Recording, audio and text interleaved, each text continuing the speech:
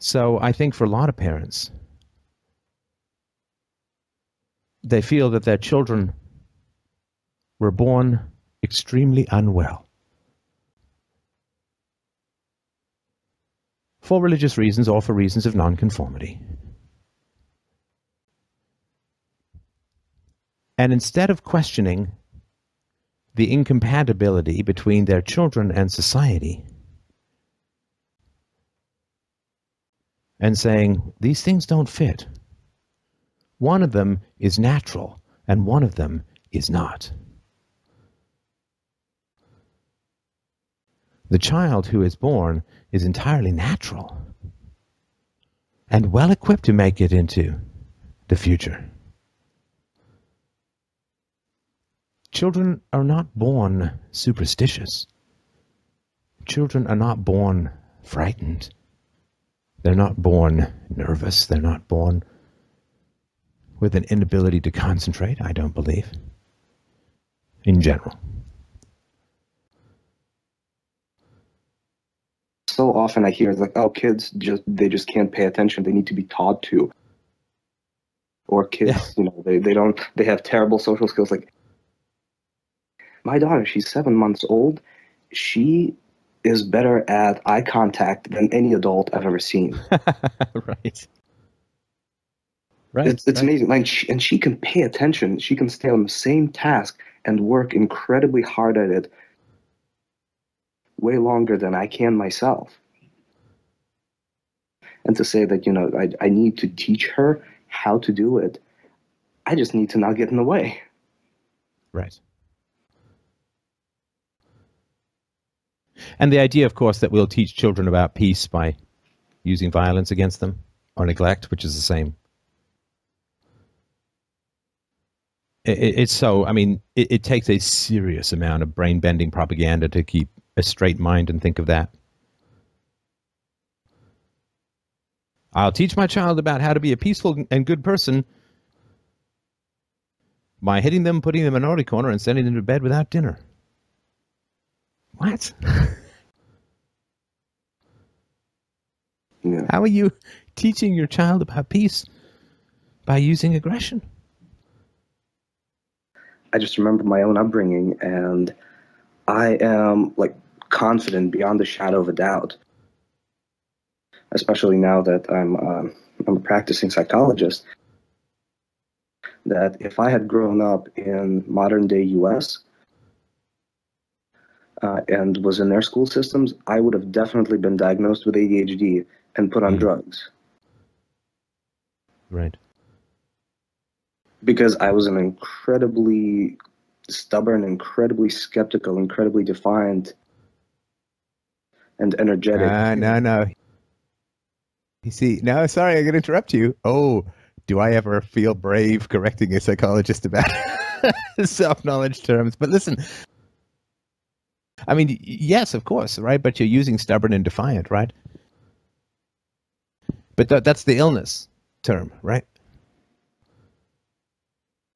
Yeah, no, you're right. And that's the choice. Children and society don't fit. Which will we change? Well, it's a lot easier to hammer your children into a shape or a formlessness, really, that society prefers, than it is to say to society, oh no, it's time for you to fucking change, people. Innocence and the natural mind of natural children do not fit in your society. I will not kill my child because we are ruled by the dead. I will not break my child because my tribe has been broken by those who came before them. I will not hurt because others are hurt. I will not hurt because I am hurt. I will not harm my child so she is compatible with people who were harmed as children and don't even know it and won't even remember and praise their harm.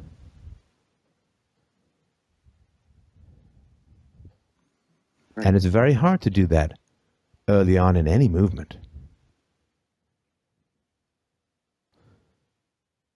The guy who first thought that maybe slavery was wrong, I wonder if he even told his children about his thoughts. I wonder if he told anyone.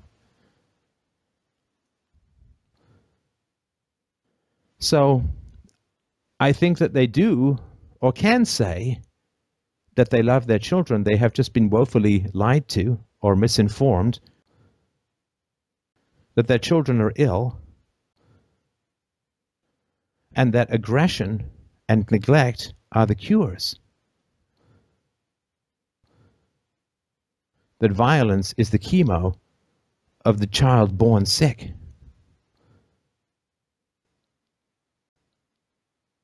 And because society is so fundamentally weak that it must react with hysteria and aggression when questioned, the fundamental reality is that children are born as too strong an electrical current for the frayed, half-broken copper wires of ancient history to sustain the passage of. They short-circuit the shit out of society. If allowed to remain with all of their natural strength. When I say we break children, we do. Their natural strength overwhelms society. It is like dropping a brass shield on a cricket to let unharmed children into the bosom of society. Because then people who are broken look with the angry envy of the man whose own foolishness put him in a wheelchair as he stares at a strongly muscled man sprinting past.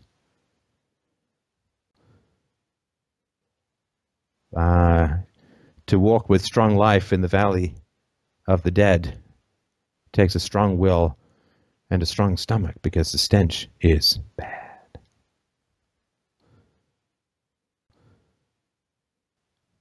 So I think that it can be compatible, given a certain number of premises, to say, I harm my children and I love my children. Does that make any sense? Yeah. For me, it was as simple as this. What would I have liked more of when I was a kid? And what would I have liked less of when I was a kid? I so much wanted to please my mom and my dad, even my authority figures. Yeah. I wanted to, and I thought, why are you hitting me? It's so unnecessary. Why are you screaming at me? What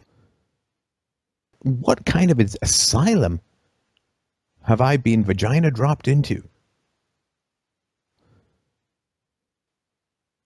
And I just remember that hysterical, and just the hysterical overreaction of, screaming, and I was caned and beaten, and it's like, well, why? I'm not some sort of devil here, I'm just, maybe I disagree, maybe I got some questions, maybe I got some skepticism. But it's just, well, what did I want? I wanted conversations with adults. I really did, because especially if you've got, like, if you're not the dumbest potato in the sack, speaking with your peers can feel a little bit like, man, you try talking about any ideas or, anything of any import or depth or whatever. Mm-hmm. Or God forbid, ask them about their home life or anything, and people, right? But yes, I wanted conversations. I wanted to be treated reasonably. I mean, there's no need for, no need for this hysterical escalation at all times with adults. Why? What's the point? Just reason with me like a decent human being and it'll be fine. So it's just remembering what was missing and remembering what you wanted, and just, that basic empathy with yourself. Your kids are not a foreign species than you were. I mean, I think a lot of kids just want kind of the same stuff. Deal with me reasonably and give me the chance to negotiate, and don't impose your will on me. Because you're bigger. And then sure as hell don't tell me then not to be a bully at school. Anyway. When parents specifically attack their kids, it seems like precisely because their kids are exhibiting happiness. And that to me does seem a lot, like, in many ways more incompatible. If you're hitting your kid because, I don't know, they're running out in the middle of the road or whatever other, like, ridiculous excuses parents give for hitting their kids. Like, okay, you're trying to protect them in some way. But I have, like, and I've experienced this myself in some ways, not with hitting, but just whenever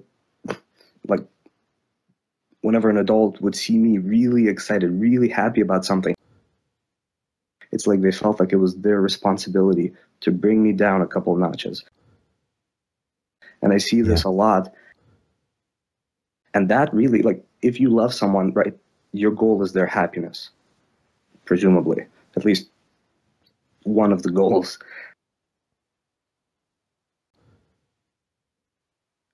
Happiness is a giant flare that you shoot up in the world. And it brings both friends and predators to your vicinity. And it is with some significant risk that we shoot our happiness flare up into the world. Because people who are also happy or who are inspired by our happiness will find us. And people who view happiness as an illness to be scrubbed from the face of the world by whatever means necessary can also see you, right? Have you ever been depressed? Yes. Okay. Would it be fair to say that when you are depressed, an excess of energy is uncomfortable to be around? Yes. Tell me more if that's in the right direction. Well, in moments where I was more depressed, kind of more down, I would find myself irritated by happy people around me. Right. What's that song? Shiny, happy people holding hands. Yeah, right. The R.E.M. song. Yeah. I mean, he's always seemed to be everybody hurts, right? He's got a bit of a grim side, that guy, right? And this idea that happy people, in the sort of Toy Story 2 scenario, happy people are Ken and Barbie. No, it's Toy Story 3. Yeah, Toy Story 3. Ken and Barbie, just shiny, plastic, happy people. Yeah. That is or that great line from I'm paraphrasing it. It's a great line from The Princess Bride, Life is pain. Anyone who tells you otherwise is trying to sell you something. That this idea that the essence of life is suffering, and that happy people are either pretending to be happy to annoy you, or are just dumb and lack depth. Mm-hmm. And have escaped reality somehow, that happiness is a form of dissociation. And I mean, I can imagine that it's irritating to have somebody who's happy and positive and enthusiastic when you're feeling depressed, right? Yeah. And I think a lot of people are depressed.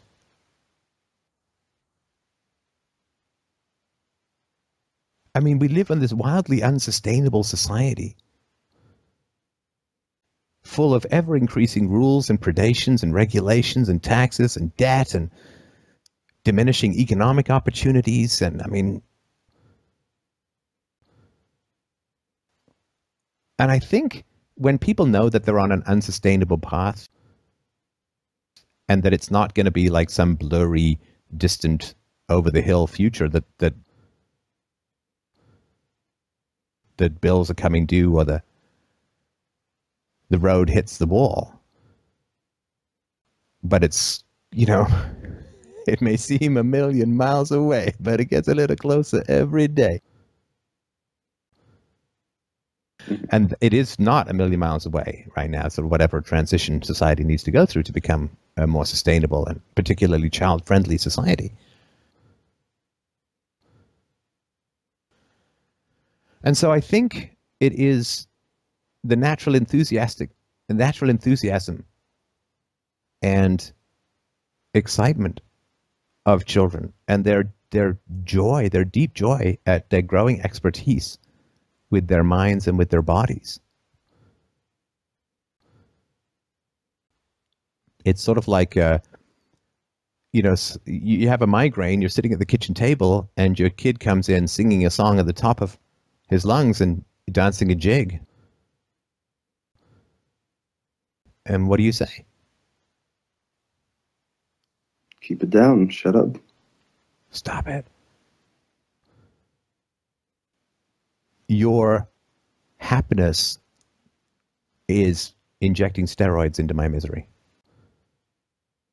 Mm-hmm. Your success makes my incapacities stronger. I feel shorter because you're getting taller. Mm-hmm. I feel weaker because you're getting stronger. Misery loves company, right? And hates the opposite of misery in some ways. When you're depressed, I would imagine that you want people to be really sensitive to your depression. But they can't be both happy and sensitive to your depression. And since depression, to me, has aspects of neediness to it, then I think that there's this feeling that people are being incredibly insensitive to your unhappiness by being happy themselves. It's almost like an affront. Mm-hmm. Yeah. And so if you're really depressed and your kids are bubbling and bursting with energy, I think it feels like an affront. I guess from social psychology standpoint, it would be someone invalidating because other people sharing the same emotion as you validates the kind of accuracy of your own emotion, if that makes sense. Right. Right, except of course it can turn into an echo chamber, right? Yeah. I mean, to be jolted out of misery by the reminder of the joys of life can be pretty important. Not that it's as simple as, well, just be around happy people and you'll be happy. I mean, I get that it goes a lot deeper than that. But the idea that, I certainly don't think that you would say to a client, if you're depressed, the best thing to do is spend lots of time with other depressed people. Nope. But you certainly want to be around people who are sensitive to your needs. But the thing is, of course, so often we have these adult standards for children, right? Which is where a lot of frustration gets taken out.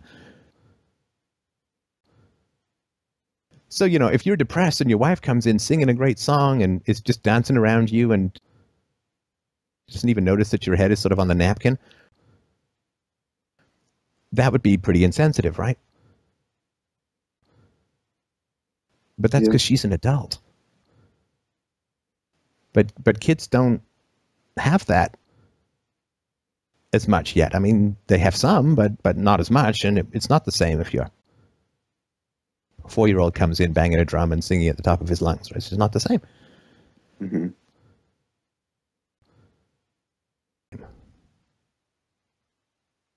And the last thing I'll say is I think a lot of people take out on their own kids the frustrations that they couldn't take out on their own parents. Yeah. The real question, I think, that the love really shows up when it's consistent. The purpose, of course, of any discipline is to produce consistency. So for me, virtue is about consistency.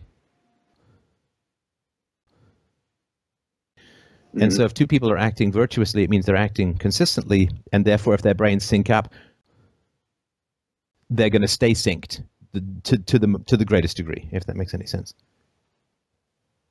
Right. Well, thank you very much for your call, and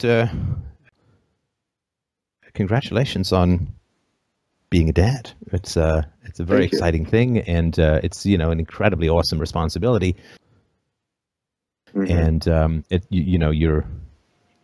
your kid sounds very lucky, and you should be very, very pleased and proud, I think, of what you're going to be doing, what you are doing, and what you're going to keep doing.